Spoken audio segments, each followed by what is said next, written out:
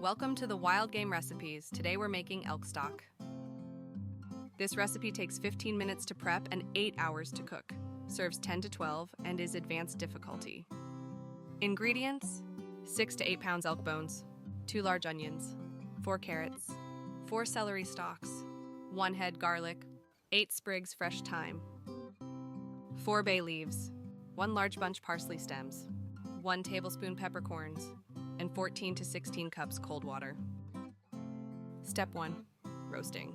Place bones on rimmed baking sheets. Roast at 425 degrees Fahrenheit for 45 to 60 minutes until golden brown, turning once. Step 2. Pot assembly. Transfer roasted bones to large stock pot. Add vegetables, herbs, and peppercorns. Step 3. Water addition. Cover with cold water by 2 inches. The cold start helps extract maximum flavor and creates clearer stock. Step 4. Gentle simmer. Bring to very gentle simmer for 15 to 20 minutes. Never boil vigorously as this creates cloudy, inferior stock. Step 5. Skimming. During first hour, regularly skim foam and impurities from surface using ladle. Step 6. Long cooking. Maintain gentle simmer 5 to 6 hours, adding water as needed to keep bones covered. Step 7. Straining.